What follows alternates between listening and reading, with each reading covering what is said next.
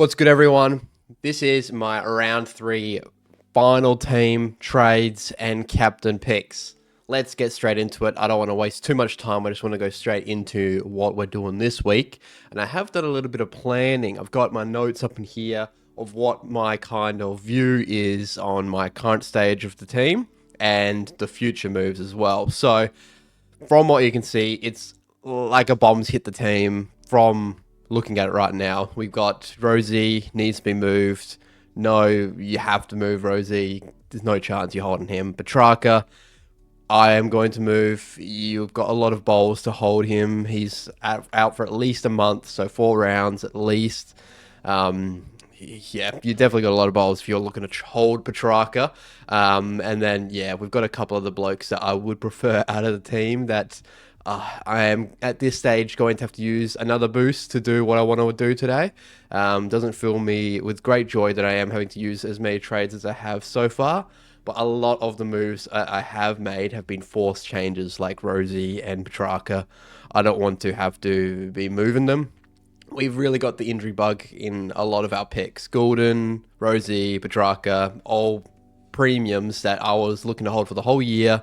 But what can you do? You got to just move on, hey? So hope to recoup my team, and potentially I might have gone a bit crazy with my plans for this week, but I'll give you my viewpoint and why I'm doing it.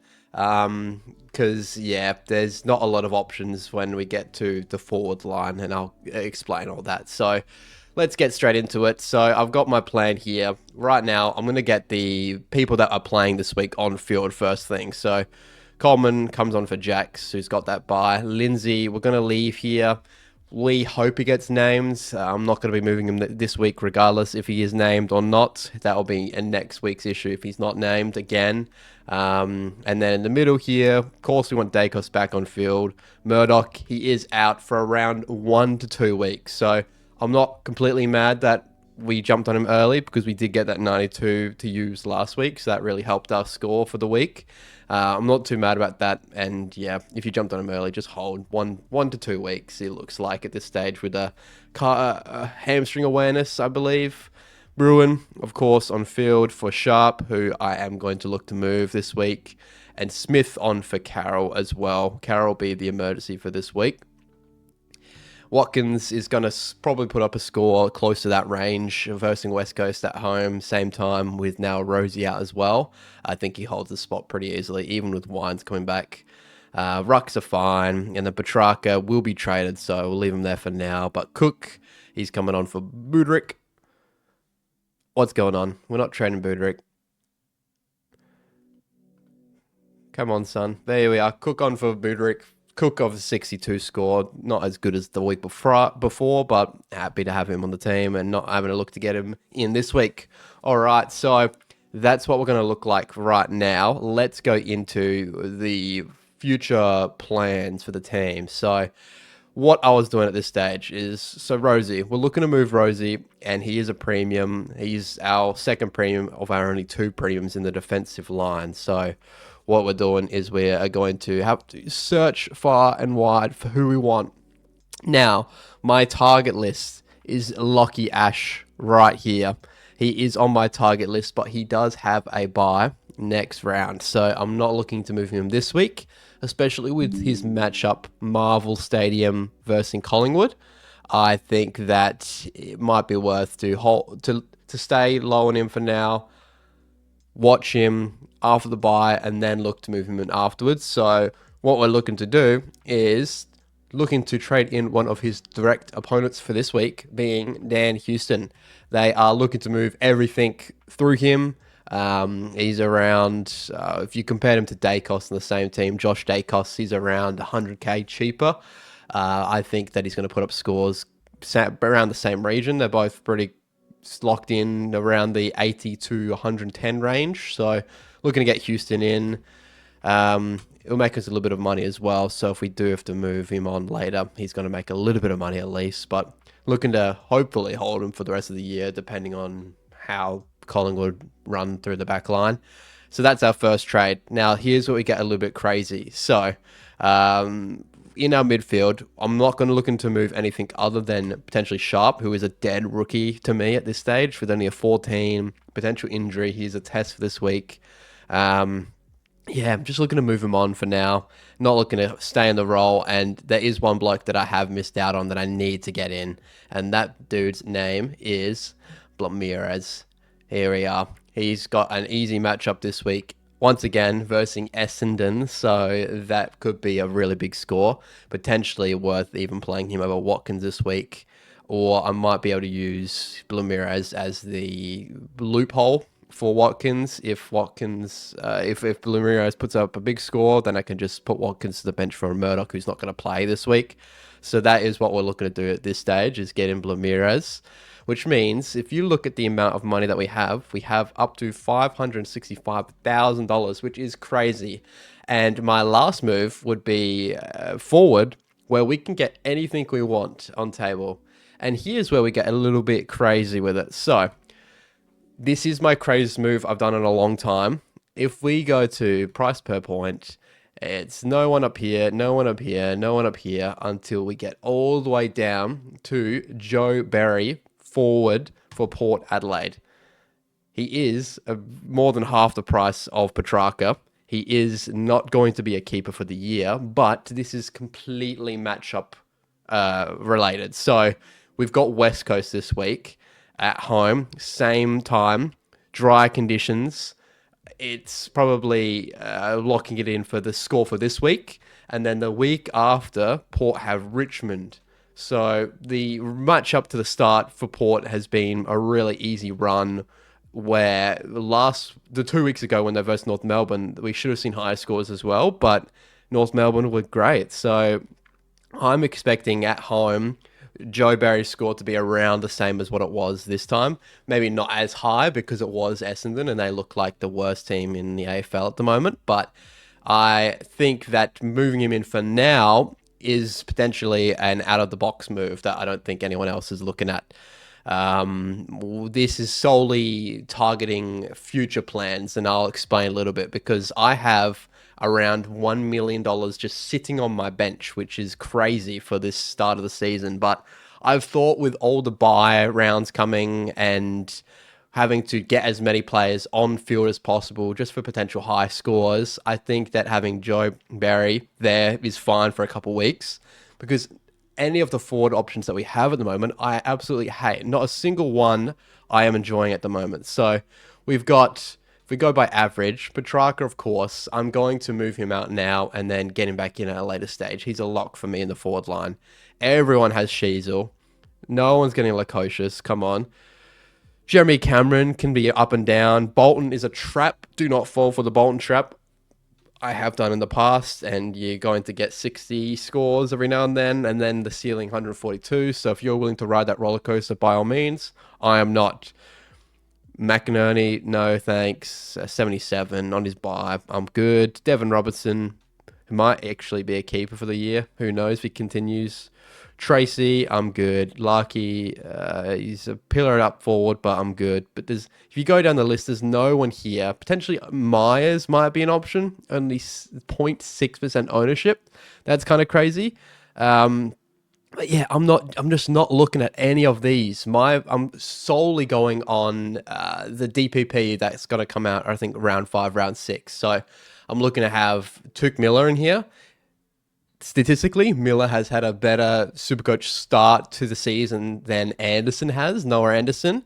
I was high on Tuke Miller early on, and people called me crazy, and I should have just gone my gut, but his only midfield status in the middle, no DPP, is kind of what took me off the pick itself, because I think that there's too many mouths to feed when everyone gets healthy. So Rao, when he's back, Petrarca, Anderson, and Miller, I thought that was a little much to all get high scores all the time. But with all the injuries I've got at the moment, we've got Anderson that's probably going to have to go big soon, and now Petrarca gone with Rao. Tuke, Miller, and Anderson might get some more midfield time. So it's a watch for Miller to get forward status. And then I'm also looking towards Jason and Francis for the forward line, which might be a Berry swap down the line, that we can just swap Port for Port. Port have the easiest fixture for the whole entire year, so that is also a contributor for the pick. And he's playing a lot of forward time, which will be one of the better picks for the season. So that will fill us with Sheasel, Flanders, then we'll have Miller, Horn Francis, and then even potentially getting Petrarca back in as well. And then even one of Devon Robertson or Tom Marshall at this stage can hold the D6 or the F6 position for a while. Budrick, I'm just looking to make a quick buck on at this stage because he is not scoring great, but he's still going to make money. So we're holding him for now. So that is that. 3 trades for the week. If we have a look at it, Houston for Rosie, straight swap. Blamires for Sharp, straight swap as well. Dead rookie, get him off the books. You don't want to get stuck with him. And then Berry for Petrarca. Feels so wrong with the amount of money I did have, but we're looking to move for next week. So the targets for next week is I'm looking to get Bontempelli in my midfield for potentially a Carroll who's going to get another price rise, but is still putting up some lower scores even on the bubble for selection. That might be a move because we've got the cash to do it, to straight swap to Bont, because what I'm looking to do is while midfielders are high in price and they are kind of, I want to do the set and forget sort of thing, get my midfield sorted so then I can work out my defense and forward.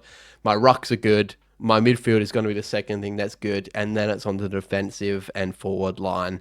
Because at this stage, there's not a lot of options I like in forward line, that's for sure. And there's few options in the defense I like. I like the prospect of Lockie Ash as well after the bye. I think that he's got a good mid bye as well, so definitely an option. And that will be the week after next week because he's playing this week, Friday night. By next week, and then the week after, that's when I'm looking to pick him up. So yeah, that's the trades for this week. We go into our captains, and it's going to be really easy, pretty simple, and I think a lot of people are going to do the same. We have Jerry as our vice, playing Saturday night. He's versing Essendon, so Blackiston and Peter Wright, little ruck combos who he's up against. They got monstered by a Jordan Sweet playing his first game of the season last week. So I think that Jerry should absolutely feast just with that same sort of muscle out Blackiston. And then captain, we're leaving it Butters. I think it speaks for itself at 135 versus Essendon. No known tagger, didn't get the tag. And I don't believe that West Coast have a known tagger. Same time slot, same conditions, dry, so efficiency should be up. And with Rosie out the midfield, he's got a little bit of a carry on his back to be had for Port at this stage. So a lot of everything is going to be ran through him. So if something goes wrong with Jerry, which I don't believe it should, I think that Butters will be the potential option to cover that for us. So yeah, that's pretty much the trades and moves that we're looking for the future. A lot of the trades were, the only issue that I have at this stage is using as much trades as I have, because if we are then trading in Berry and that sort of stuff, we're going to have to need more trades to then use the money I've got sitting on the salary. So that means that even more trades have to be made shortly. So if everything goes well, injuries, hope and pray, my season has started off rocky just due to injuries alone. We're looking to use one trade next week on Bontempelli. And then the week after, looking at all our options, potentially like a Lindsay out. It really depends on what's happening. We're then looking to potentially move in a Lockie Ash. Then it gets to the stage of watching Windsor. I think the role is there for Windsor, so I'm holding strong. He's just not getting the ball at this stage, but the role is there. Keen Coleman's definitely a watch still, but that price is okay to keep for now.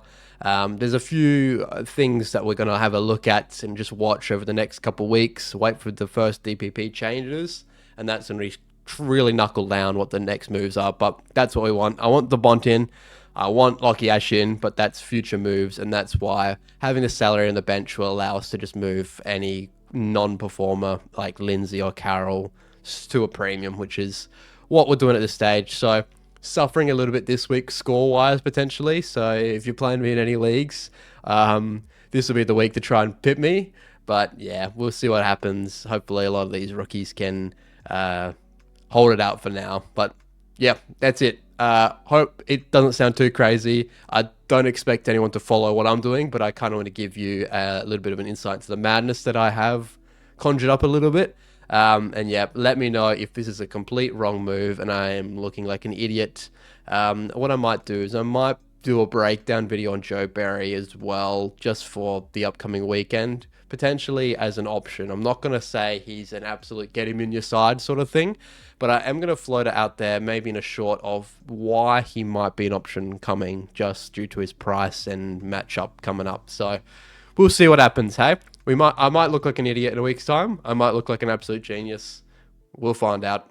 Anyway, thanks very much for tuning in once again. For those 5 viewers that do tune in, we'll be back. If I do make any updates, I'll update through the community tab. So keep an eye on that. Oh, we got 3 hours and 40 minutes till lockdown, so potentially not a whole lot that I would move before then. But yeah, thanks heaps. See you later.